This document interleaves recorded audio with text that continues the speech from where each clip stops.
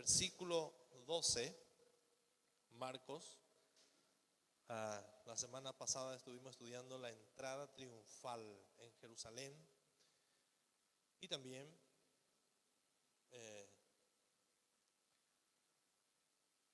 esta semana era una semana crucial.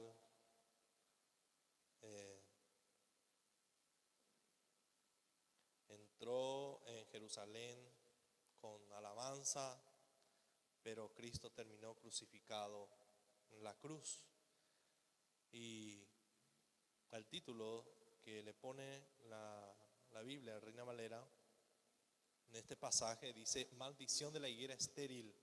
Justamente la continuación. Esta es la continuación de este capítulo 11. Y este pasaje, mis hermanos, fue usado también, estuve leyendo, y fue usado por muchos, o por los ateos, ¿verdad? Por muchos ateos, para ir en contra del cristianismo. Y vamos a ver por qué.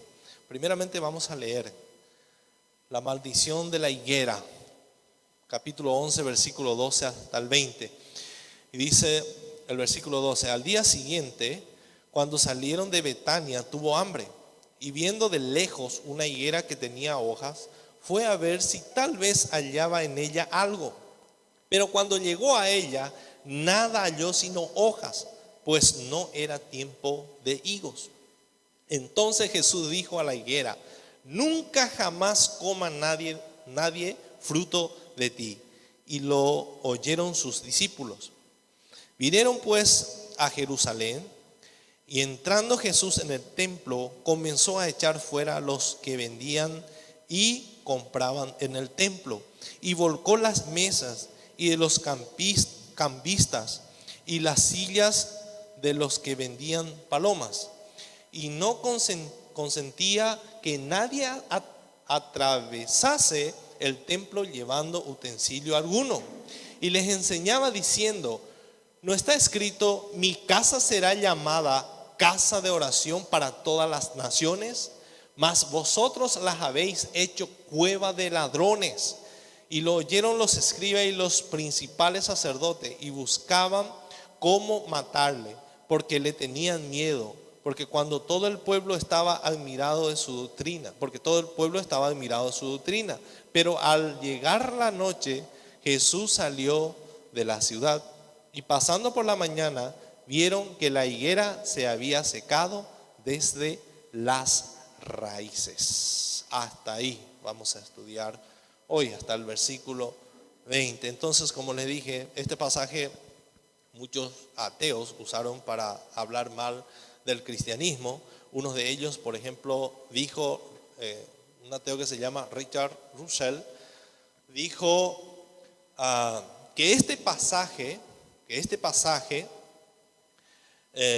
en este pasaje encontramos a un Jesús que descarga toda su ira contra una planta inocente, y que eso no refleja una conducta justa. ¿Cómo puede alguien que se hace llamar hijo de Dios va a actuar así? Porque dice el pasaje que no era tiempo que la higuera diera frutos, y Jesús lo maldijo. Entonces este ateo dijo: ¿cómo puede ser eso? Un Dios amoroso, un Dios paciente, puede maldecir a una higuera que no era tiempo para que dé fruto. Otro ateo dice de este pasaje que lo que Jesús hizo con esta higuera, que no dio fruto fuera de tiempo, fue como patear a un perro por no saber hablar inglés. Hablaba inglés, no puedo, y le da patadas. ¿Cómo puede ser eso? ¿Vieron? Jesús no es hijo de Dios. Entonces, mis hermanos, ¿cómo nosotros podemos ver este pasaje? ¿Cómo podemos interpretar? ¿Por qué Jesús actuó así? En los pasajes anteriores, por ejemplo, nosotros estuvimos estudiando y no solamente durante nuestro estudio del Evangelio de Marcos, nosotros pudimos estudiar o ver a un Jesús humilde, a un Jesús manso, que siempre mostró compasión, por ejemplo, por las personas, ¿verdad que sí? Y en Jerusalén entró montado o encima de un pollino, ¿verdad? Mostrando humildad, que él no entró como un rey. Vemos que Jesús es misericordioso con la gente, paciente, y eso vimos a lo largo de nuestro estudio de Marcos, ¿verdad que sí, hermanos? Y sin embargo, acá en este pasaje vemos que Jesús maldijo a esta higuera. ¿Y cómo relacionamos? ¿Cómo reaccionamos a eso? ¿Cómo nosotros, si un ateo te dice así, cómo vamos a explicarle? No, pero Jesús acá... No, pero la higuera dice claramente que la higuera no puede dar fruto. Debemos entender, vamos a estudiar. Entonces, para entender este pasaje, necesitamos ver otra vez el contexto de este pasaje. La semana pasada, por ejemplo, estuvimos viendo a Jesús, como le dije, entrando a Jerusalén, donde muchas personas le recibieron con cántico, y dice la Biblia, con palmas, y gritaban, Hosana, Hosana. Y también vimos que esas mismas personas, ¿verdad?, después de eso, fueron los que gritaron, crucifícalo, crucifícalo. Jesús estuvo en medio de ellos, el Cordero de Dios caminó en medio de Israel, en medio de los judíos, mucho tiempo predicando el Evangelio, dando testimonio que él era verdaderamente el Hijo de Dios, el Mesías prometido en el Antiguo Testamento, y hizo muchos milagros, muchas cosas en medio de su pueblo. Y uno leyendo los evangelios, uno dice, ¿y cómo fueron tan ciegos que no pudieron ver que él era verdaderamente Jesús? Alguien que hacía cosas que jamás un ser humano podía hacer. Sanarle a los ciegos de nacimiento, a los cojos, y sus milagros eran al instante. ¿Cómo pudieron ser tan ciegos y no verle a Jesús como Hijo de Dios, o alguien que vino a... Lo que ellos no entendieron, lo que nunca entendieron fue el propósito de su venida. Ellos pensaron que Jesús venía para rescatarle debajo del dominio de Roma, le iba a liberar. Querían a un rey terrenal que reinaba, que pueda reinar ahí con ellos. Pero ellos nunca le vieron a Jesús como un Hijo de Dios que vino a quitar el pecado del mundo, a un Hijo de Dios que vino a perdonarle sus pecados. Ellos nunca tuvieron esa necesidad realmente, esa necesidad espiritual. Nunca vieron de ese lado, que ellos tenían una necesidad de ser perdonados por Dios. Nunca vieron en realidad cuán pecadores eran. Y Jesús predicaba del Evangelio todo el tiempo. Pero a medida que Jesús predicaba, lo único que ellos buscaban en él fue las cosas materiales, pero nunca las cosas espirituales. Entonces Jesús lloró. Llegó en un momento en el versículo 11 del capítulo 11, Jesús lloró amargamente, dice la Biblia. Lloró, en primer lugar, por la incredulidad del pueblo de Israel. ¿Cómo puede ser? Lloró. Porque Jesús sabía lo que ellos estaban haciendo no era de corazón, era con una mala intención. Hosana, Hosana, sálvanos. ¿Pero de qué? ¿De qué? Sálvanos. Entonces ahí Jesús lloró por la incredulidad de su pueblo y también por el juicio que venía sobre la ciudad por causa de su incredulidad. Tenían un corazón endurecidos, hermanos. un corazón endurecido. Por eso el Señor se retira de ahí, dice, y se fue a Betania. Se fue a Betania con sus discípulos y al otro día, al salir de Betania, tuvo su encuentro con la higuera. Una enseñanza tremenda. Jesús iba a dar o estaba dando una enseñanza tremenda a su discípulo y al pueblo judío, lo que iba a pasar con Israel, que nunca dio fruto. Y dice el versículo 12 del capítulo 11, al día siguiente, cuando salieron de Betania, tuvo hambre. Jesús tuvo hambre, aunque Él era Dios. Jesús también era hombre, tuvo sed, estuvo cansado, también murió como cualquier otro hombre, murió, pero resucitó como Dios. Solamente Dios podía hacer eso, resucitar de entre los muertos. Nadie tiene ese poder, pero Jesús murió, entonces tuvo hambre. Versículo 13. Y viendo de lejos una higuera que tenía hojas, fue a ver y si tal vez hallaba en ella algo. Pero cuando llegó a ella, nada halló sino hojas, pues no era tiempo de higos. O sea, la higueras, hermanos, se podía encontrar en todo Israel. Era un árbol muy popular en esa zona. Y se mencionan como 50 veces en las escrituras. Había muchos. Por ejemplo, si nosotros vemos en Génesis 3:7, vemos que Adán y Eva usaron su hoja para taparse, la hoja de higuera. Dice que tiene aproximadamente 20 centímetros. La hoja grande, también tiene frutos. Es una planta muy apreciada en Israel y se cosecha entre agosto y octubre. Pero esta escena que nosotros leemos aquí de la higuera ocurrió o estaba ocurriendo durante la Pascua, sería el mes de abril, el mes de Nisan, como ellos conocen. Entonces era primavera. Por eso es que Marcos, en su relato, acá encontramos que no era tiempos de higo, dice. O sea, tenía que dar frutos en el mes de agosto, octubre, y era abril. Pero a finales de mayo, este árbol suele dar pequeños frutos, señal de que ese año va a dar muchos frutos. Como nosotros le decimos, anticipado, ¿verdad?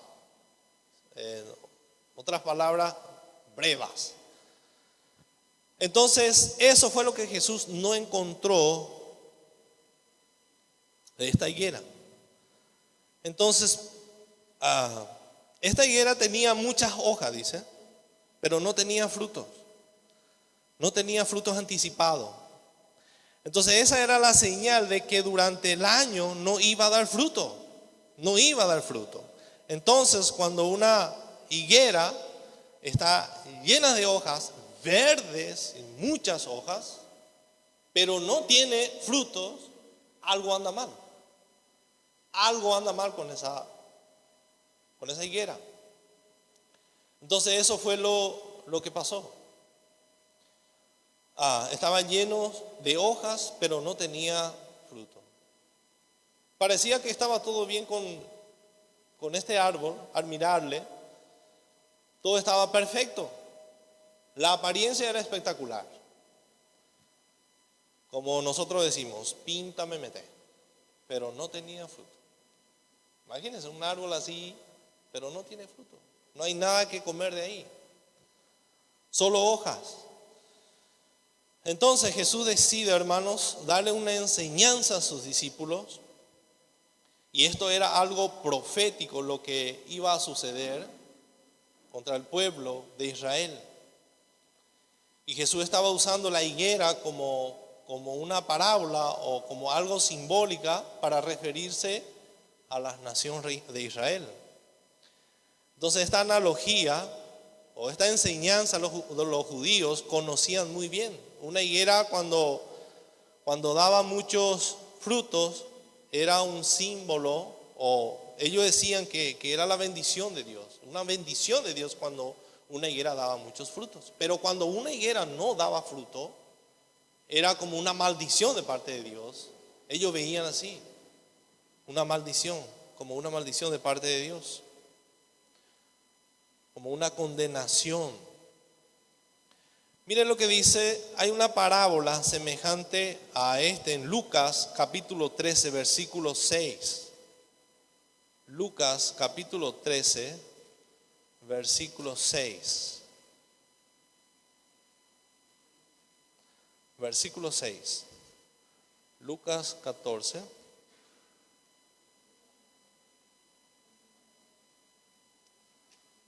Lucas 13, perdón. Dice el Señor. Dijo también esta parábola. Tenía un hombre una higuera plantada en su viña y vino a buscar fruto en ella y no lo halló. ¿Ya pueden ver la similitud del Marcos capítulo 11 con este versículo? Y dice el versículo 7, y dijo al viñador, he aquí, hace 3 años, ¿cuánto tiempo duró? ¿Cuánto tiempo Jesús estuvo en medio de su pueblo? 3 años de ministerio. Hace 3 años que vengo a buscar fruto en esta higuera y no lo halló. Córtala. ¿Para qué inutiliza también la tierra? Él entonces respondiendo le dijo, Señor, déjala todavía este año hasta que yo cabe alrededor de ella y la abone. Y si diere fruto, bien. Y si no, la cortarás después. 3 años. Entonces, lo que el Señor está diciendo en Marcos, hermanos, capítulo 11, es que ese tiempo había llegado. Jesús estuvo 3 años en medio de su pueblo. No fue algo que se le ocurrió a Jesús, le voy a maldecir a esta higuera. No, una enseñanza. Era una enseñanza para sus discípulos. Entonces este pasaje nos enseña, mis hermanos, que hay una línea que el hombre pasa, que nosotros no sabemos, no conocemos, no podemos ver. Hay una línea, el Señor tiene paciencia con las personas hasta un cierto punto y cruza esa línea. Chao. Ya no hay caso, ya no hay más vuelta atrás. Algo que nosotros no conocemos. Por eso no podemos nosotros jugar con la paciencia de Dios y decir, mañana me voy a arrepentir, mañana ya voy a cambiar, mañana, y seguir así. No sabemos.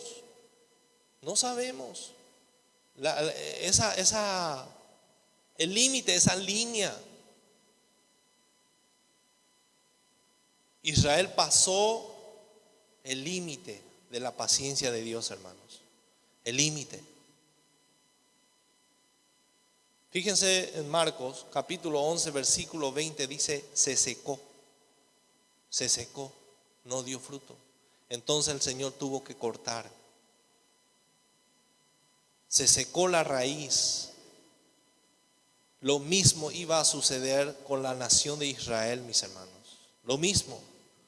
¿Por qué? Por causa de su religiosidad, por causa de su dureza, de la dureza de su corazón. ¿Y cómo aplicamos esto para nosotros, mis hermanos? Porque la enseñanza, no podemos nosotros quedarnos con la maldición de Israel y no traer ahora para nosotros. ¿Qué enseñanza? Juan 15:1. Miren lo que Jesús les dijo, le enseñó a sus discípulos. Juan 15:1. La Biblia es para todos.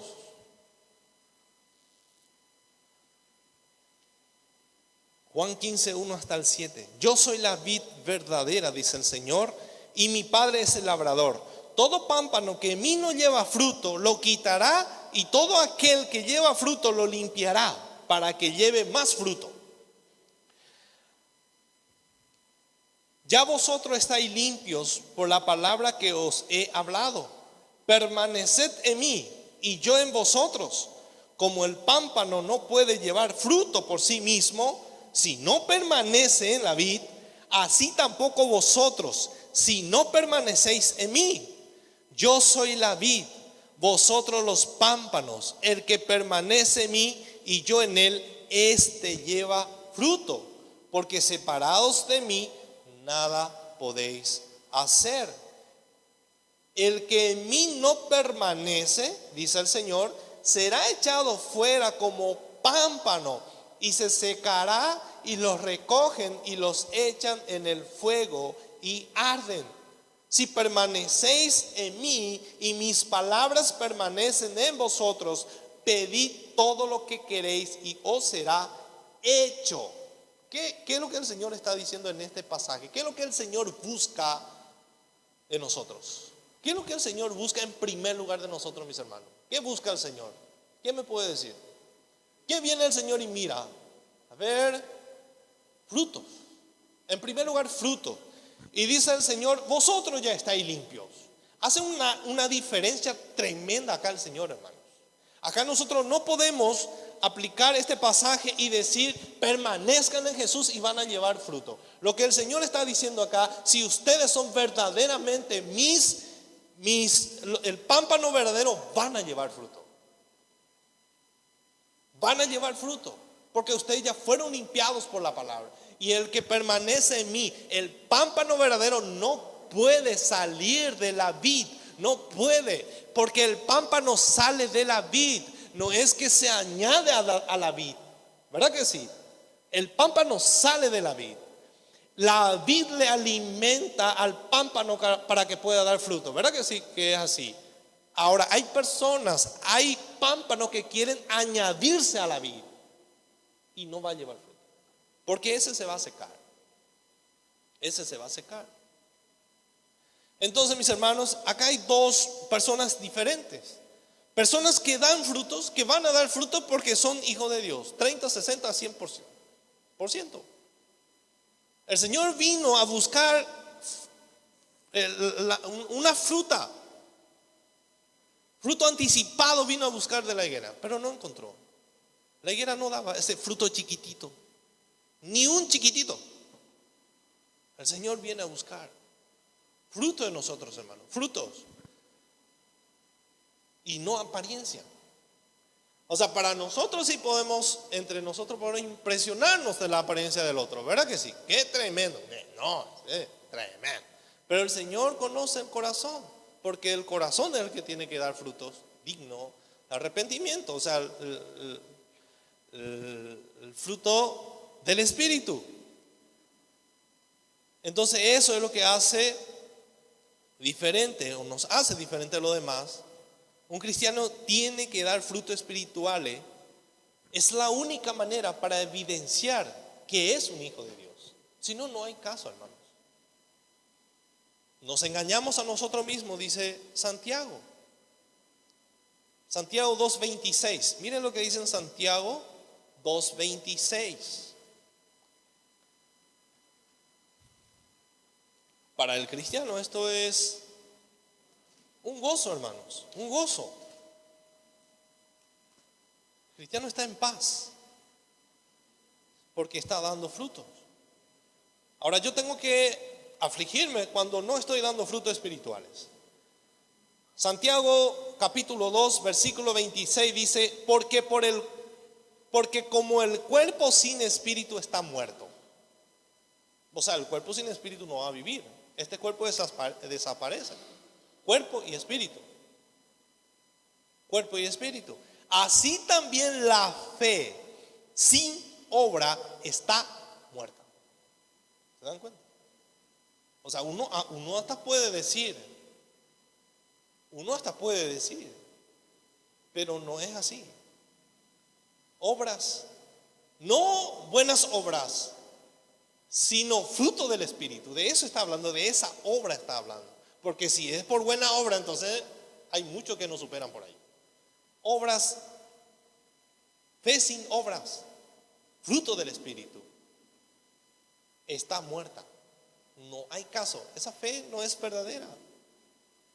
La fe verdadera sí va a dar fruto. Sí va a dar fruto.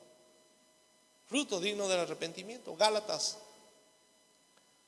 también hace una clara comparación entre la obra de la carne y la obra del Espíritu. Nosotros conocemos eso. Vamos a mirar un poco a Gálatas. Gálatas 5, 19 al 25. Hace una tremenda diferencia, da una tremenda diferencia. Gálatas 5, 19 hasta el 25. Y manifiestas son las obras de la carne, que son adulterio, fornicación, inmundicia, lascivia, idolatría, hechicería, enemistades, pleitos, celos, iras, contiendas, disensiones, herejías, envidias, homicidios, borracheras, orgías y cosas semejantes a estas, acerca de las cuales os amonesto, como ya os lo he dicho antes, que los que practican tales cosas no heredarán el reino de los cielos. Pablo no está diciendo que la salvación es por obra. Si yo dejo de hacer esta cosa, yo voy a entrar en el reino de los cielos. Sino Pablo está diciendo, si ustedes dan fruto de estas cosas, entonces tienen que ver si son salvos y no van a heredar si practican o que viven un estilo de vida. Y dice el 22, hace una separación. Y dice Pablo, mas el fruto del Espíritu empieza el amor, gozo, paz, paciencia, benignidad, bondad, fe, mansedumbre, templanza. Contra tales cosas no hay ley. Pero los que son de Cristo han crucificado la carne con sus pasiones y deseos. Si vivimos por el Espíritu, andemos también por el Espíritu. No nos hagamos vanagloriosos, irritándonos unos a otros, envidiándonos unos a otros. Entonces, el camino ya tenemos. Ya tenemos el camino por el cual recorrer. ¿Cuáles son estos? El amor, paz, son caminos que el cristiano tiene que recorrer. Ahora, ¿dónde está el combustible para recorrer esto? El Espíritu Santo. El Espíritu Santo. Entonces nadie puede recorrer esta vida sin el Espíritu Santo. Nadie. Entonces eso es lo que Pablo está diciendo. Hay una gran diferencia. Nosotros empezamos a dar estos frutos, amor, algo que no teníamos, hasta que el Señor derramó en nuestros corazones su amor. Gozo, nada que ver. Cada vez que teníamos dinero, sí, ¿verdad? Y salud y gozo me meté.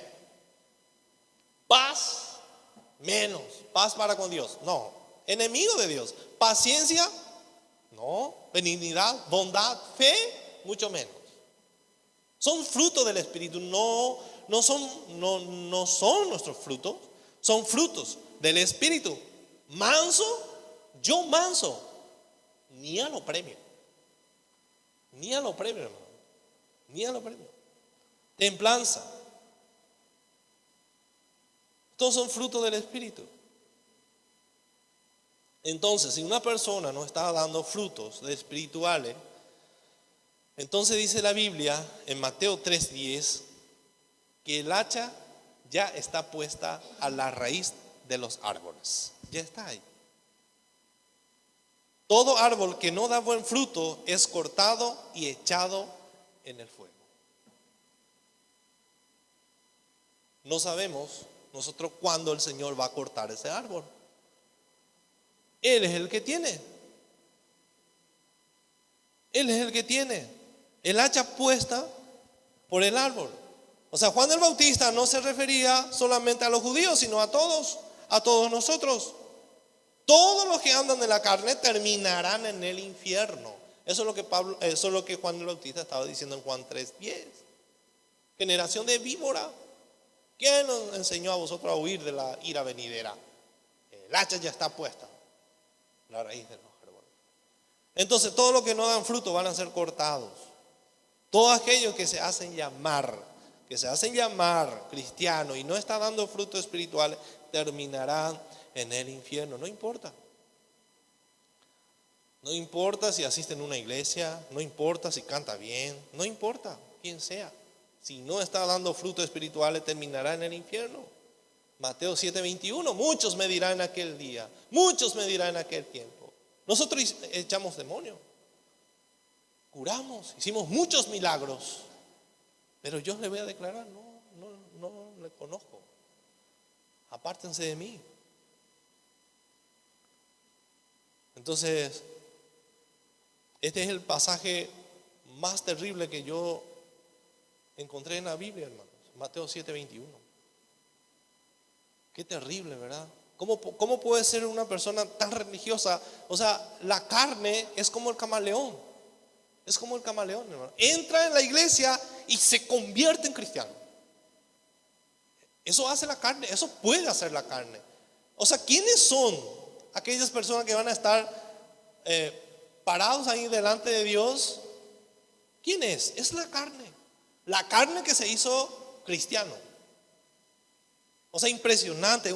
Una persona que no es cristiana, aparece un cristiano y se vuelve cristiano. Impresionante. Eso puede hacer la carne y nos engaña. Por eso Santiago dice, no se engañen ustedes o no dejen que su carne le engañe. O sea, entramos acá, nuestra carne se vuelve cristiano, se hace cristiano y empieza a hablar cosas, versículos o términos, empieza a usar términos cristianos. Todo eso hace la carne, se convierte, sale afuera y vuelve a hacer lo mismo. Entonces la carne va a estar delante de Dios y Dios le va a decir, apartados de mí. Ustedes vivieron una vida religiosa. Por eso Santiago nos hace una advertencia, hermanos. Nos hace una advertencia. Si ustedes no están obedeciendo la palabra de Dios, no se engañen ustedes. No dejen que la carne les engañe. Porque la carne canta muy bien. Porque la carne puede hacer buenas obras. Como les dije, es como un camaleón. Un peligro mortal, hermanos. Un peligro mortal. Entonces Israel, mis hermanos, tenía la ley. Tenían la ley con ellos. Conocían la ley, pero no le tenían al dueño de la ley. Nosotros podemos tener la palabra, pero acá lo importante es tenerle al dueño de la palabra. Podemos tener los versículos, pero tenemos que tener al dueño de ese versículo. Entonces el árbol, ¿cómo se conoce un árbol bueno que da fruto? No se conoce un árbol bueno por sus hojas, por ejemplo, sino por sus frutos. Por su fruto. Entonces esta higuera se veía muy bien, llenos de hojas, parecía un árbol saludable de hacia afuera, pero estaba podrido por dentro. Los fariseos, Jesús le dijo, sepulcro blanqueado. O sea, ¿qué hay en un sepulcro? Por afuera, piso de lujo, parece una mesa espectacular. Pero ¿qué hay adentro? Un muerto, solamente por fuera se ve lindo. Entonces Israel esta higuera parecía un árbol saludable por las hojas que tenía, por la pinta que tenía. Y Jesús la maldijo. Entonces la nación de Israel, mis hermanos, decía, por ejemplo, que creían en Jehová. Ellos le adoraban a Dios. Ellos hacían sacrificio para Dios. Prácticamente ellos vivían para Dios. Parecía que era así. El pueblo de Israel, todo era Dios. O sea, no estamos hablando de un ateo. Estamos hablando de personas que conocían a Dios, no de un ateo. Pero Israel tenía un problema, no daba fruto. No daba fruto, hermanos. El problema era la raíz. La raíz que no le permitía dar fruto. No estaban en la vid. Entonces, ¿por qué era así? ¿Cuál era el problema? Mire el versículo 15, la purificación del templo que Jesús hizo. Versículo 15. Vinieron pues a Jerusalén, y entrando Jesús en el templo, comenzó a echar fuera a los que vendían y compraban en el templo, y volcó las mesas de los cambistas y la silla de los que vendían palomas. Versículo 16. Y no consentía que nadie atravesase el templo llevando utensilio alguno. Nadie podía llevar nada en ese momento cuando Jesús entró en el templo. Entonces Marcos es el único que relata este pasaje, versículo 16. El significado, por ejemplo, del templo para los judíos era algo grande, mis hermanos. Nosotros vemos así como algo muy superficial, pero para ellos era algo grande. La vida de los judíos prácticamente giraban alrededor del templo. O sea, este templo, por ejemplo, simbolizaba para ellos la protección de Dios. Ellos decían, no, Dios está con nosotros porque el templo está acá, está aquí con nosotros. Entonces ahí mora Dios. Y ellos ofrecían sacrificio en ese lugar y eran perdonados de sus pecados. O sea, podían acercarse a Dios y estaban conforme o estaban felices por eso, porque decían que el templo, para ellos el templo representaba la presencia de Dios y eso le daba seguridad. Una seguridad tremenda para el pueblo de Israel. Y todas estas ceremonias religiosas, mis hermanos, era para que ellos, el Señor permitió esto para que ellos puedan ver que Dios no toma el pecado a la ligera. Ellos tenían que ofrecer muchos sacrificios por sus pecados y nadie le limpiaba sus pecados totalmente, y volvían a ofrecer cordero sin defecto, un animal puro, sano, que lo que el Señor estaba queriendo, que ellos vean que Él no toma a la ligera el pecado, que para Él es grave el pecado. O sea, que el perdón de pecado requería la muerte de un inocente, porque la paga del pecado es la muerte, dice la Biblia. Entonces alguien tenía que morir y ellos tuvieron que matar miles de animales, porque la paga del pecado es la muerte. El alma que pecare, esa morirá, y para que ellos no mueran tenían que presentar un sacrificio. El Señor le permitía eso para que ellos puedan ver cuán grave es el pecado para Dios. Cuán grave era el pecado para Dios. El Señor les dio los 10 mandamientos justamente para que ellos puedan mirar y decir, así es Dios, y para que puedan verse ellos como los peores pecadores. Al ver los 10 mandamientos, uno está viendo a Dios. Pero ellos querían obedecer. Algo imposible. Y nosotros ahora, ¿cómo nos acercamos a Dios? ¿Por qué nosotros ahora nos acercamos a Dios? ¿Cómo ellos se acercaban a Dios? Ofreciendo sacrificio. ¿Y cómo nosotros ahora nos acercamos a Dios? Porque alguien pagó nuestra deuda. Alguien canceló nuestra deuda. Alguien murió en nuestro lugar. Alguien murió, que es Jesucristo. Por eso nos acercamos a Dios. Porque la paga del pecado es la muerte. ¿Y quién pagó? Fue Cristo, el que pagó por nosotros. Entonces los líderes religiosos, esto mismo tenían que enseñar a otro pueblo, a otras naciones. pero ellos mismos terminaron profanando el templo. Ellos mismos. Entonces, ¿qué fue lo que Jesús vio en este lugar, hermano, para que le pusiera tan nervioso? Tan enojado le dejó esto a Jesús. Había un patio grande en el templo donde era lugar de los gentiles, donde tenían que estar los gentiles, lugar grande, para que le conozcan a Dios. Ese tenía que ser el trabajo de Israel, de traerle a los gentiles para que le conozcan a Dios. Pero ¿qué hicieron los líderes religiosos? Tuvieron una mejor idea. Vamos a hacer un negociazo acá. Y vamos a usar ese lugar para vender los animales, para el sacrificio. Y dice un historiador, Josefo, que aproximadamente en ese lugar había 250,000 corderos para vender. 250,000, hermanos. Imagínense los vendedores. Un mercado. Mucha gente. Y la mayoría de los sacerdotes eran dueños de esos puestos. Ellos eran los dueños y tenían sus secretarios que trabajaron ahí. O sea, convirtieron ese lugar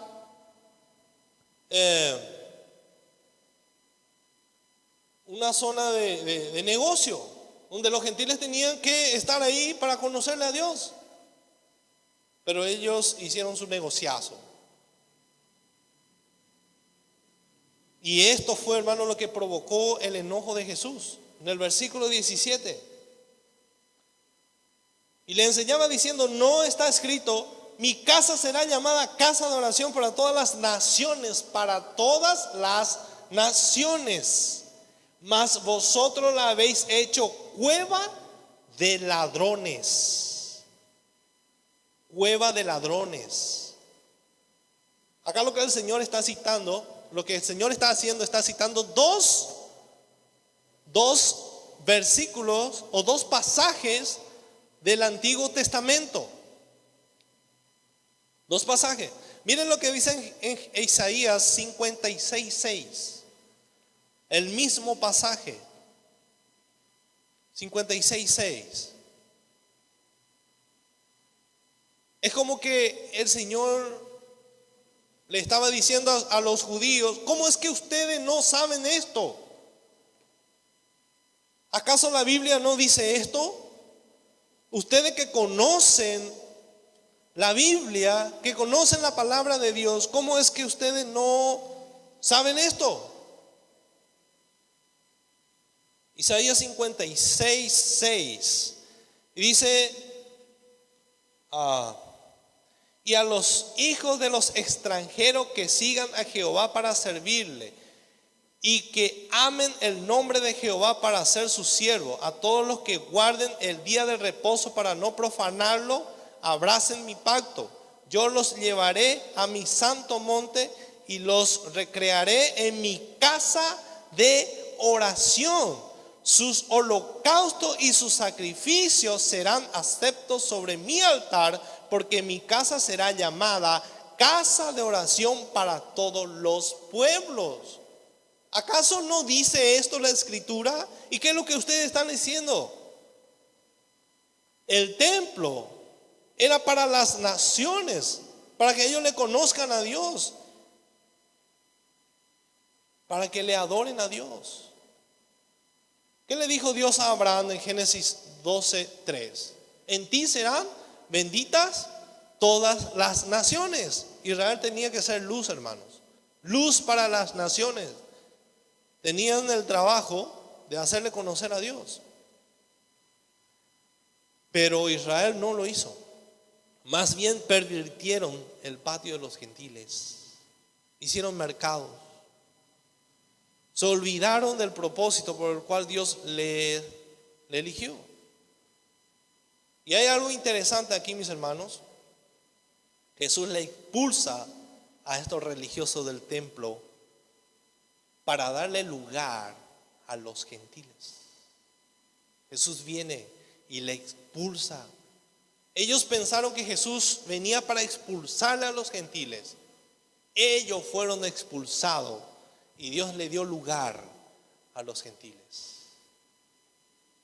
Y te dio lugar a ti y a mí también en ese lugar del templo. El Señor hizo lugar para nosotros. El Señor hizo lugar para nosotros. Pero los fariseos decían que los gentiles iban a ser expulsados. En otro pasaje que Jesús citó aquí se encuentra en Jeremías, un juicio sobre la nación de Israel. Los judíos dijeron que esto no iba a pasar con ellos. Los judíos, por ejemplo, dijeron: no, el juicio de Dios no puede venir sobre Israel, porque es el pueblo elegido de Dios. No puede ser. Por más que nosotros pecamos, por más que nosotros somos pecadores, por más que nosotros violemos la ley, el Señor no nos puede hacer daño, porque nosotros somos pueblo de Dios. Miren lo que Jeremías dice. Jeremías 7, versículo 4. Ciertamente la ira de Dios no va a venir sobre los verdaderos hijos de Dios. No va a venir. Pero sí va a venir para aquellos que dicen que son cristianos, que dicen que no son. Versículo 4 de Jeremías 7:4 dice: no fiéis en palabra de mentira. Dice, Jeremías le estaba diciendo a Israel. Esos falsos profetas le dicen: tranquilo, no va a pasar nada, tranquilo. Pero Isaías dice: no fiéis en palabras de mentira, diciendo: templo de Jehová, templo de Jehová, templo de Jehová, este es. O sea, nadie nos puede hacer daño, porque el templo de Jehová está con nosotros. El versículo 8: he aquí vosotros confiáis en palabras de mentira que no aprovechan, hurtando, matando, adulterando, jurando en falso, e incensando a Baal, y andando tras dioses extraños que no conocisteis. Que no conocisteis. Versículo 10: vendréis y os pondréis delante de mí en esta casa sobre la cual es invocado mi nombre, y diréis: librados somos para seguir haciendo todas estas abominaciones. Van a venir ustedes y van a entrar en el templo, y después van a venir: ya somos librados y ahora ya podemos seguir pecando bien. Pequé, bueno, me voy a arrepentir y ya está. O el domingo me voy a ir, le voy a adorar a Dios y ya está. No importa lo que yo hice. El domingo me voy en la iglesia y le adoro a Dios y ya está. O sea, ellos pensaron, porque vienen a adorarle a Dios un sábado, ya estaba. Dios ya le perdonaba sus pecados. Hacen lo que quieren y después vienen y ofrecen sacrificio. Y ya está. El versículo 11 de Jeremías dice: es cueva de ladrones delante de vuestros ojos esta casa sobre la cual es invocado mi nombre. Cueva de ladrones. ¿Qué significa cueva de ladrones? En Israel en aquella época, o hasta ahora, había muchas cuevas donde los ladrones robaban y se escondían. Ustedes hacen así.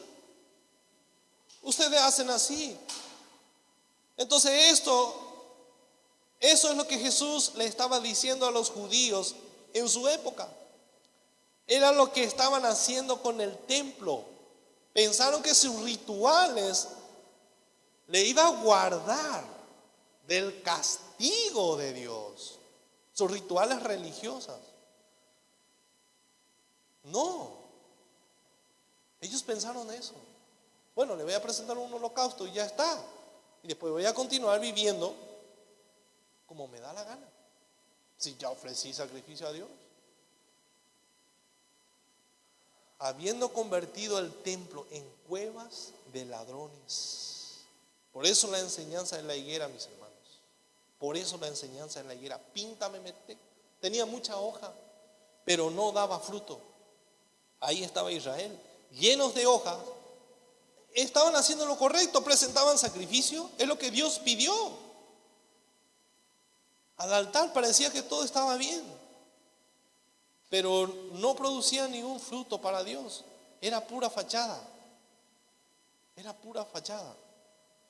Por eso es que las buenas obras o lo que nosotros hacemos no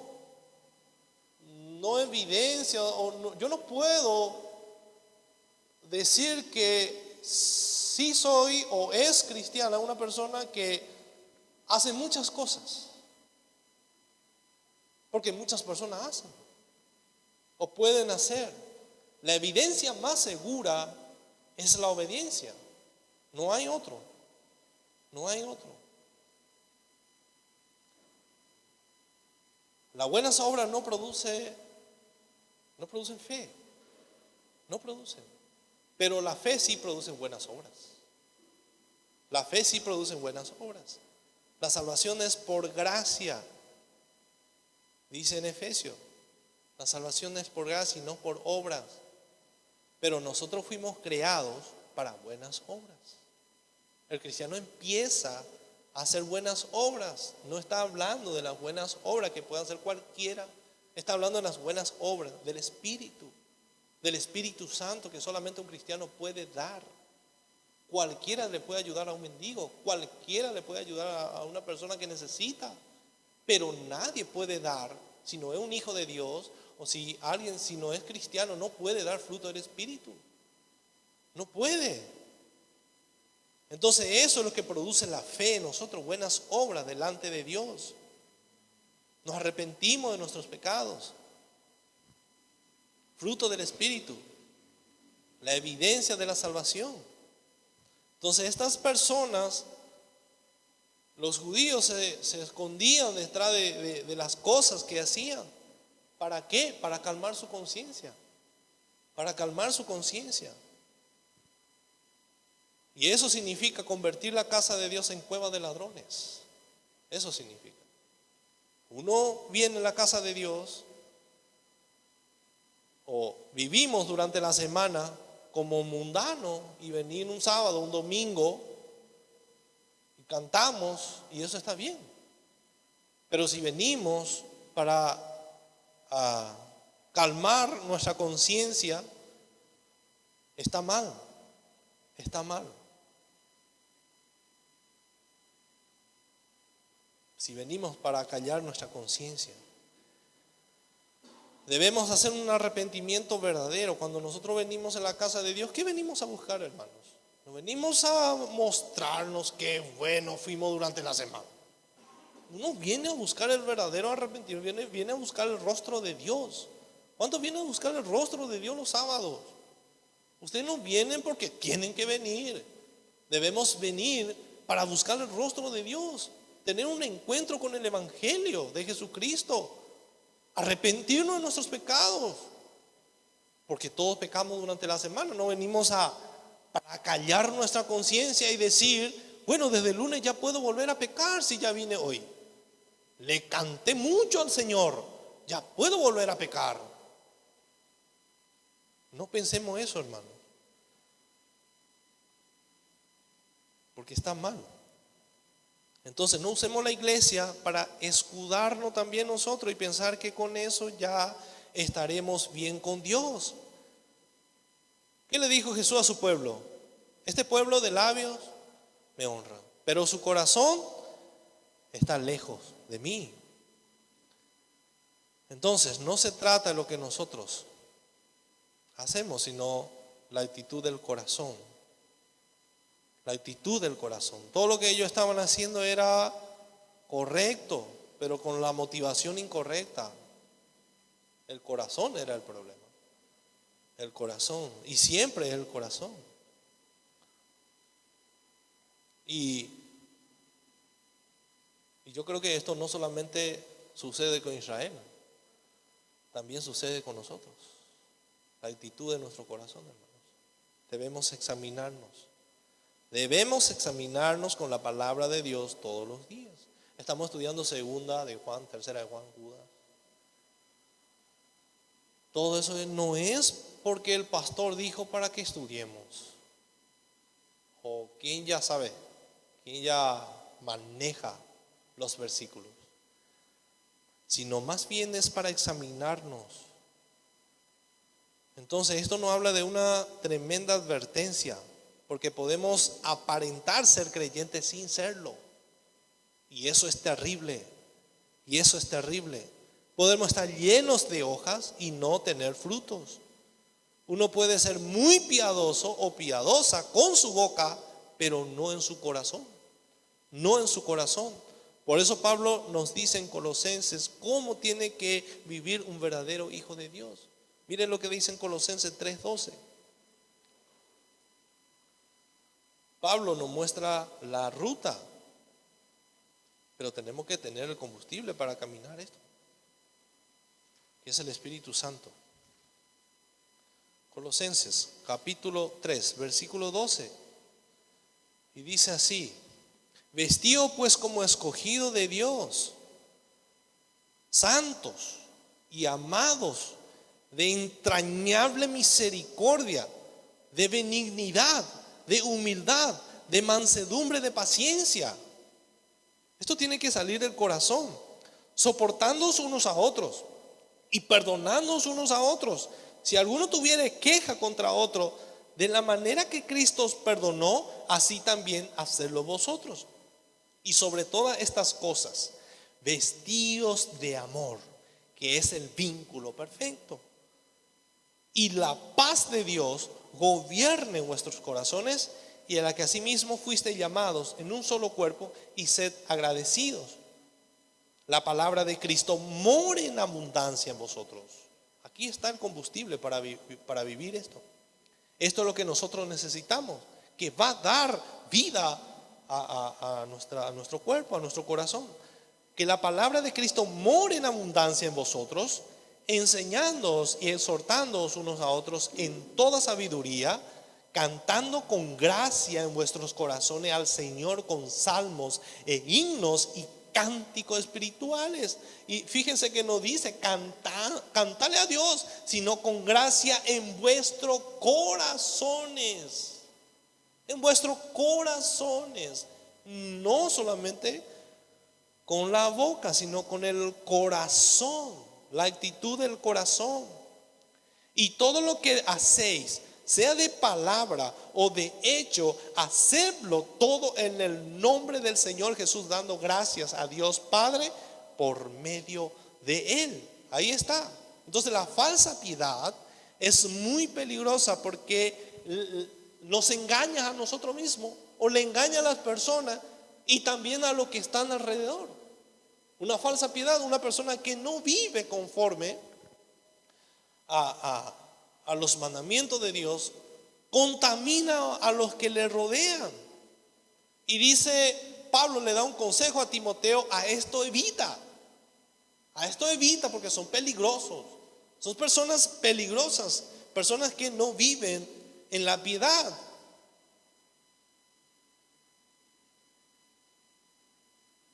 ¿Y cómo podemos empezar a vivir esta vida, hermanos? Si no estamos haciendo. ¿Cuál es el primer paso que yo tengo que hacer? El primer llamado para Dios, ¿cuál es? ¿Tengo que leer la Biblia? ¿Tengo que orar? ¿Qué tengo que hacer? El primer paso, si no estoy viviendo una vida piadosa o soy lleno de hojas, el primer llamado de Dios para nosotros es al arrepentimiento. No hay otro paso. Es al arrepentimiento. Yo necesito ver mi condición en primer lugar. Una persona inconversa, ¿qué necesita ver para arrepentirse? Su condición delante de Dios. ¿Quién le tiene que mostrar eso? El Espíritu Santo. O sea, nadie se arrepiente antes de aceptar que merece ir al infierno por culpa de su pecado. Es el verdadero arrepentimiento. Porque transgredimos la ley de Dios. Entonces el Espíritu Santo dice que convence de justicia, de pecado y de juicio.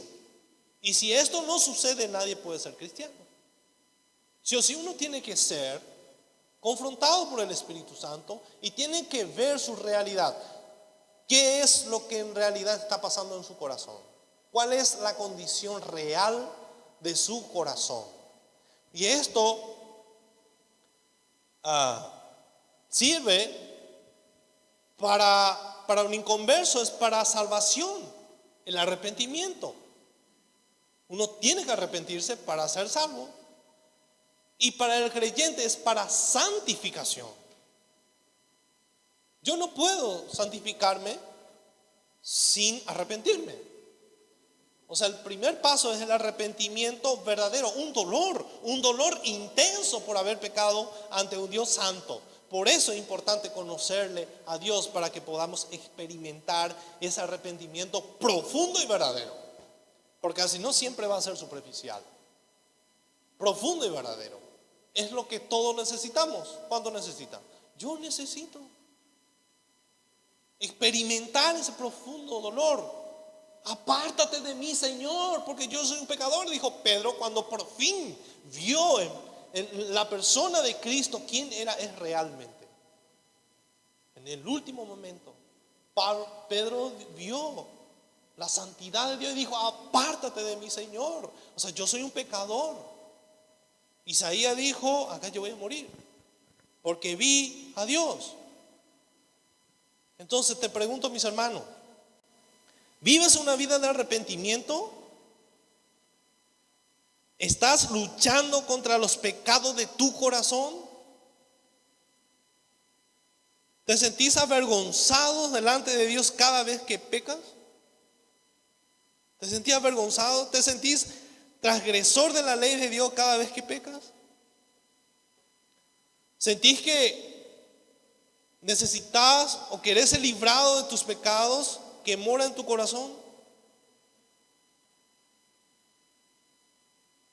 ¿Saben por qué muchas veces no nos arrepentimos o muchas personas no se arrepienten de verdad? Porque muchos crean sus propios cristianismos. Muchos crean para no someterse a Dios. No todos le quieren a Cristo como su Señor, pero sí todos le quieren como su Salvador. Pero no todos quieren vivir bajo el señorío de Cristo. ¿Por qué? Porque ¿qué implica eso? Una entrega total. Y nuestro mayor problema es que no queremos no queremos que Dios gobierne nuestras vidas. Al final muchas veces nos arrepentimos, pero en el fondo nos gusta y queremos volver a hacer. Ese es nuestro problema. ¿Qué significa tener fe, mis hermanos? ¿Qué significa para ustedes tener fe? ¿Qué significa? Poner nuestra confianza en Dios, ¿verdad? Pero esto tiene que ser continuo para que podamos vivir una vida, o sea, un cristianismo verdadero, no de apariencia. Poner nuestra confianza continuamente en Cristo. Solo Él puede perdonar nuestros pecados, solamente Él puede limpiarme, solamente Él puede sostener mi vida espiritual, solamente Él, solamente Cristo. Solamente Cristo, poner toda mi confianza y nunca poner mi confianza en mí mismo. Y no solamente al principio de nuestra salvación tiene que suceder eso, sino continuamente. Como le dije, ¿por qué? Porque esto me santifica. Cuando yo continuamente pongo mi confianza en Cristo, esto me santifica. Entonces, teniendo a un Dios tan sabio que conoce todo mi corazón, todo mi ser y que me puede dar buenos consejos y puedo aprender de Él, entonces tengo que orarle a ese Dios sabio. Señor, tú me conoces, tú conoces todo de mí. ¿Qué yo puedo esconder de ti? Perdóname, Señor, límpiame. Y quiero guardar tus mandamientos para no pecar contra ti. Muchas veces nosotros cuando hablamos de los mandamientos, ya por lo primero que viene en nuestra mente, los 10 mandamientos. ¿Cómo voy a guardar los 10 mandamientos? No, los mandamientos que Cristo dejó para la iglesia. Los 10 mandamientos nadie puede guardar. Esa es la ley moral de Dios. ¿Alguien puede ser como Dios? No, es para que nosotros podamos ver cuán pecadores somos Para eso están los 10 mandamientos. Pero están los mandamientos de Cristo que dejó a su iglesia, lo que estuvimos leyendo en Colosenses 3. Son mandamientos de Cristo. Sé santo porque yo soy santo. Es un mandamiento de Cristo. Amen a sus enemigos. Es un mandamiento de Cristo. Entonces nosotros debemos obedecer los mandamientos de Cristo. No ir detrás del mandamiento de la ley moral de Dios. Cristo ya cumplió por nosotros. Por gracias a nueva naturaleza que tenemos, nosotros ya no queremos robar. La ley moral de Dios ya está en nuestros corazones, ya está. Cristo cumplió, pero lo que yo tengo que cumplir son los mandamientos de Cristo que dejó para la iglesia. ¿Pueden diferenciar eso?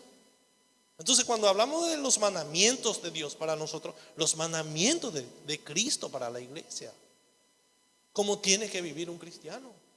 Está ahí los mandamientos de los apóstoles. Vivir en santidad, porque nuestro Dios es santo. Tenemos que querer, por eso justamente tenemos que querer, amar, congregarnos, hermanos, para encontrarnos con la palabra de Dios. Debemos amar, congregarnos. Tenemos que querer. Los judíos se congregaban fielmente. No faltaban en el templo. Para ellos el día sábado era nada tenían que hacer. Tenían que estar en el templo, adorando a Dios. Tenían que presentar el sacrificio en el templo. Pero lo que ellos no hacían o no querían hacer es encontrarse con Dios. Solamente querían acallar su conciencia, para calmar su conciencia. Congregarnos es importante, hermanos. ¿Qué pasa, por ejemplo, acá en Paraguay o acá en Ciudad del Este? Este año no sé, creo que Navidad y Año Nuevo cae domingo, ¿verdad? O lunes. Domingo. ¿Y cómo estamos planeando para ese día? Porque vamos a tener culto. Yo ya me imagino 3, 4 personas aquí. Y después el resto cocinando. ¿Cómo estamos planeando eso? ¿Ya estamos planeando desde ahora? Anticipar, para hacer anticipadamente las cosas. No está bien, yo sé que algunos tienen que viajar. Está bien, tienen que ir a ver a sus familiares. Eso no está mal. Pero no venir nomás porque ahí tenés que hacer comida. Eso significa que no le estamos dando valor a nuestra congregación de la iglesia. Debemos congregarnos, hermanos. Debemos amar, congregarnos. Y muchos, pero qué legalista. No, esto no es legalista. Esto no es legalista, hermano. ¿A qué legalista? Ya de Navidad y todo quiere que yo venga a la iglesia. No, es creerle a Cristo. Es amarle a Cristo. Es amar. El que nos dio vida y vida en abundancia. Esa vida en abundancia.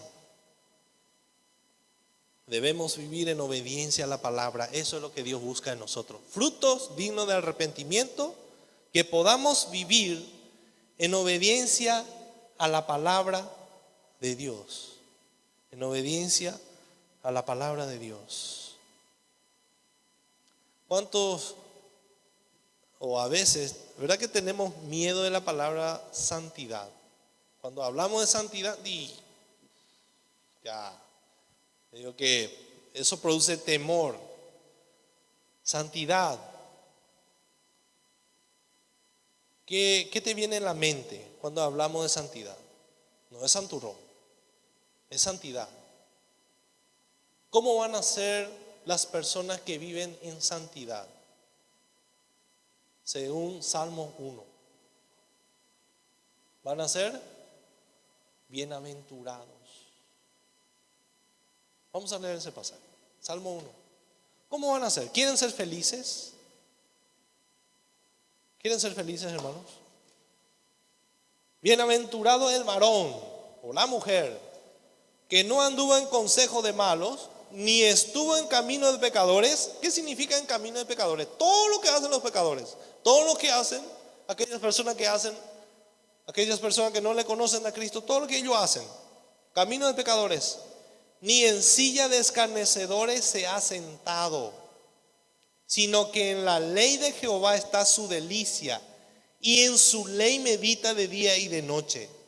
Será como un árbol plantado junto a corrientes de agua, que da su fruto en su tiempo, y su hoja no cae, y todo lo que hace prosperará. ¿Cuántos quieren prosperar? Amén. ¿No quieren? Prosperen, hermanos. Yo quiero que prosperen, sean millonarios. ¿Saben por qué? Porque yo sé que ahora ya van a saber usar. El dinero no le va a usar, ustedes le van a usar al dinero. Falta techo. Nadie agarró. Dice: bienaventurado el varón que no anduvo en consejo de malo. Fíjense el versículo 3: será como un árbol plantado junto a corriente de agua, que da su fruto. Va a dar fruto. Va a dar fruto digno de arrepentimiento. Fruto, mis hermanos. Fruto. Y va a ser feliz. Va a ser feliz. O sea, un pecado te promete felicidad, ¿verdad? Sí. Placer momentáneo. Ese es momentáneo, pero su final es amargo. Pero la obediencia a Dios promete felicidad eterna. ¿Verdad que un poquito obedecemos y ya nos sentimos ya tremendo? ¿Verdad que sí? Hoy le vencía un pecado y ya nos sentimos. Imagínense si todos los días hacemos eso. Qué tremendo va a ser nuestra vida. Pero no es para jactarnos, sino es para ser feliz, disfrutar del cristianismo, disfrutar de Dios. Y dice la Biblia: vamos a ser bienaventurados y prosperados en todos, hermanos. En nuestro crecimiento espiritual, en nuestro trabajo, en tu carrera, universidad, en todo vas a ser prosperado. En tu matrimonio, en el noviazgo, en todo van a ser prosperados. Pero primero van a ser probados.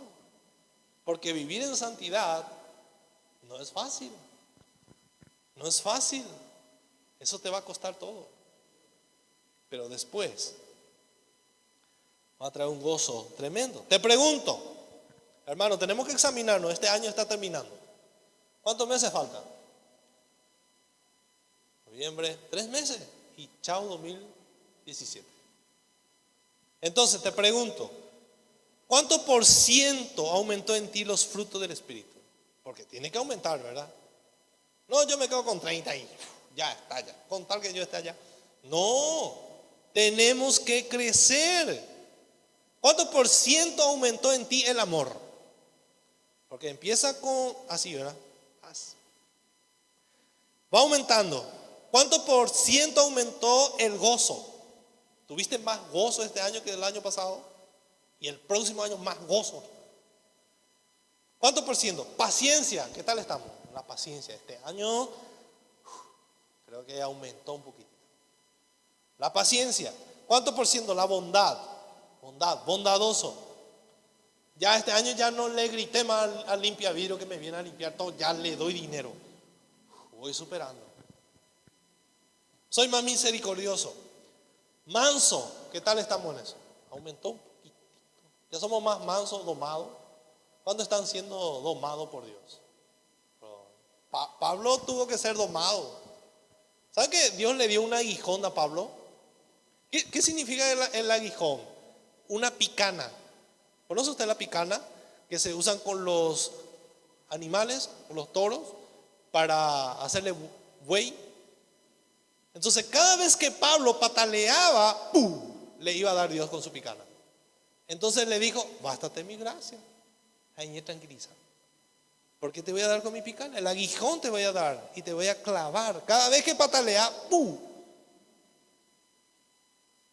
Dios le daba con su aguijón. Por eso Dios le dio un aguijón, para que no patalee tanto. Templanza, fe. ¿Saben qué son estos, hermanos? Son características de Cristo. Estos son características de Cristo. Entonces tenemos que examinarnos. Cada año debemos tenemos que examinarnos, hermano, si estamos creciendo a la imagen de Cristo.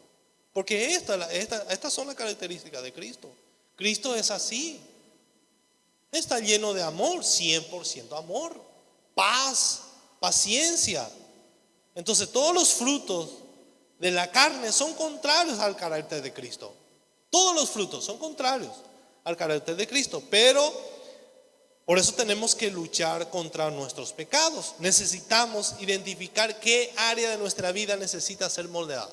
¿Qué área en mi vida? Así como el que hace ejercicio, el que va a correr, necesita ejercitar su pierna. ¿Verdad que sí, Sebastián? Su pierna, para correr fuerte. Y el que va a levantar pesa, necesita ejercitar su brazo. Cada parte de su cuerpo necesita ejercitar. O sea, ¿qué parte de mi vida espiritual necesito ejercitar? ¿Qué parte?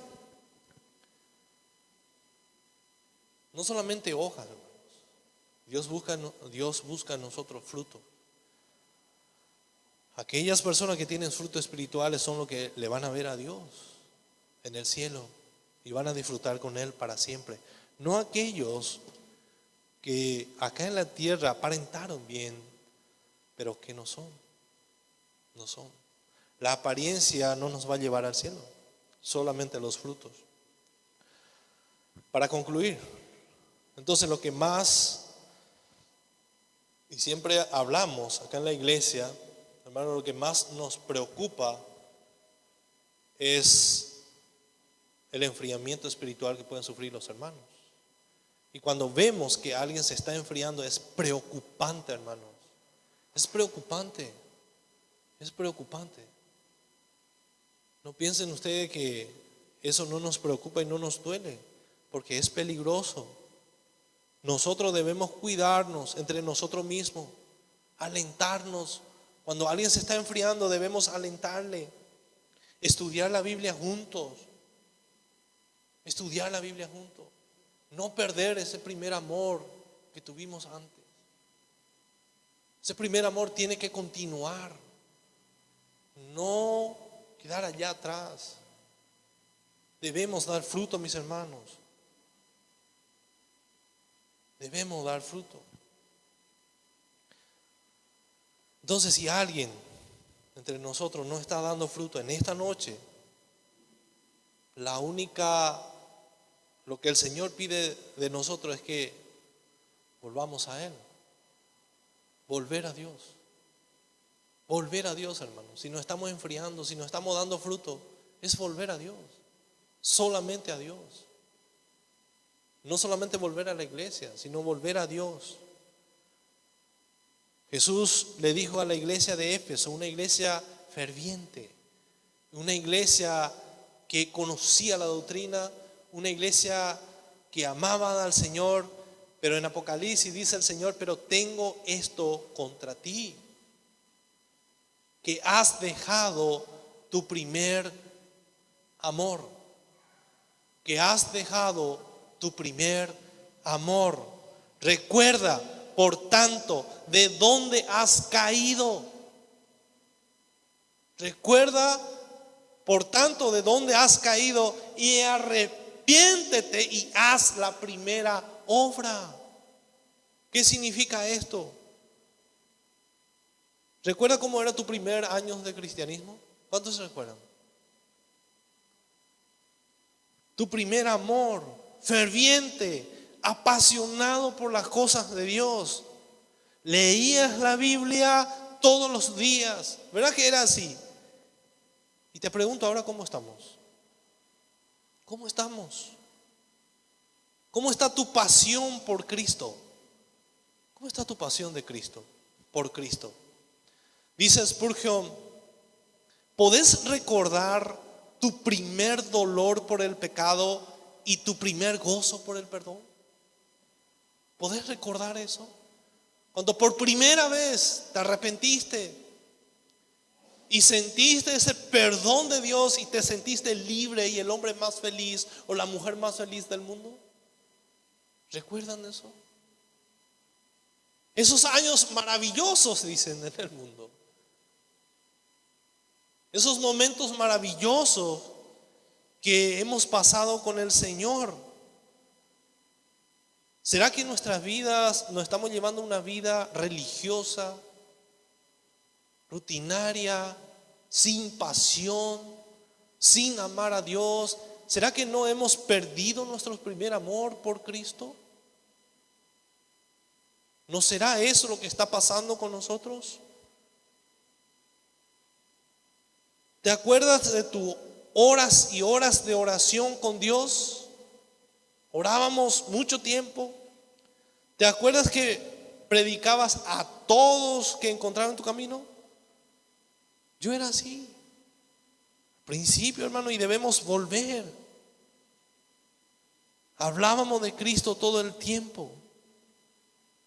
Si has dejado de hacer eso o de sentir esas cosas, arrepiéntete, porque esa es la señal de que has perdido tu primer amor por Cristo. ¿Tienes pasión por su palabra o solamente fue al principio? ¿Y saben qué, mis hermanos? El Señor tiene poder. El Señor tiene poder para hacerte volver a tener esa misma pasión que tuvimos al principio. Y no solamente eso, sino te puede dar mucho más, inclusive, mucho más. Pasión por Cristo. Él puede hacer eso. Por último, Jeremías 3:12. Jeremías capítulo 3, versículo 12. Dice el Señor: ve y clama estas palabras hacia el norte y di: vuélvete, oh rebelde Israel, dice Jehová. No haré caer mi ira sobre ti, porque misericordioso soy yo, dice Jehová. No guardaré para siempre el enojo.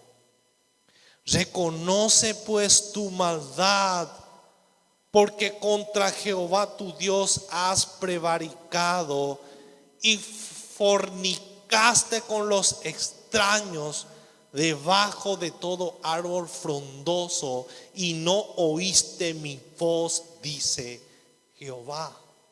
Convertíos, hijos rebeldes. Lo único que el Señor quiere de nosotros, hermano, es un arrepentimiento profundo, un arrepentimiento, un dolor profundo por el pecado. Es lo único, es el fruto que el Señor busca en nosotros. Y solamente Él puede restaurarnos, solamente Él, si estamos vivos aquí, es porque Él nos tiene, es gracias a su misericordia. Pero no nos arriesguemos, hermanos, de esperar tanto y cruzar esa línea fina que solamente Dios sabe. No nos arriesguemos, porque puede ser que pasemos y ocurra lo que ocurrió con Israel. Entonces este es el tiempo de que tenemos que arrepentirnos y vivir la verdadera vida cristiana, y no solamente apariencia. De la apariencia se vive, pero no se gana la vida eterna. Podemos vivir con la apariencia.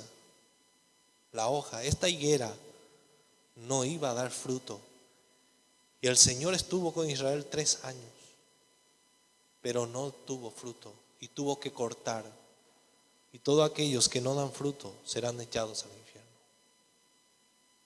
Señor, te damos gracias. Gracias, Señor, por tu palabra.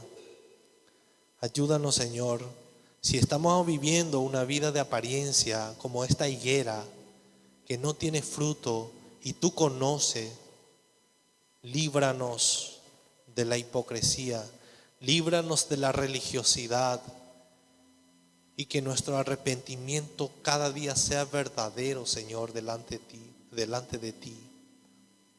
Ayúdanos, Señor, ni siquiera no podemos orar, ni siquiera sabemos orar. Enséñanos a orar. Enséñanos a tener ese dolor profundo cada vez que pecamos por un pequeño malos pensamiento que tenemos, que podamos sentir ese dolor por el pecado, por causa del pecado. Que nuestro arrepentimiento sea verdadero, Señor. Ayúdanos. Queremos marcar la diferencia. Queremos dar frutos y que esos frutos puedan ir aumentando en nosotros cada año. Que este año podemos examinarnos y proponernos y decir que el próximo año, en el nombre de Jesús, estos frutos van a aumentar en nosotros. Porque debemos añadir esta cosa a nuestra fe, dice Pedro: amor, paciencia, mansedumbre, dominio propio, todo esto. Nosotros, sin tu ayuda, Señor, ayúdales a mis hermanos que están aquí, jóvenes, que cada uno, ellos, yo sé que cada uno tiene sus luchas. Nadie es mejor aquí que otro, Señor. Todos somos iguales delante de ti y todos necesitamos uno del otro. Nadie es más santo que el otro. Todos somos pecadores. Nadie puede creerse a alguien o algo. Porque estamos aquí es por tu misericordia, Señor. Si hoy nos levantamos de nuestra cama, es por tu misericordia, no por otra cosa. Porque somos malos, Señor. Perdona nuestros pecados, límpianos y podamos amarnos con ese amor de Cristo, para que podamos trabajar juntos por el Evangelio. Esa es la meta de tu iglesia, debería ser la meta de tu iglesia, Señor. Trabajar juntos por el Evangelio que trae salvación a los perdidos, el Evangelio que a nosotros nos ayuda a vivir esa vida piadosa que a ti te agrada, Señor. Te doy gracias. Gracias, Señor, por tu gran amor y tu misericordia. En el nombre de Jesús. Amén.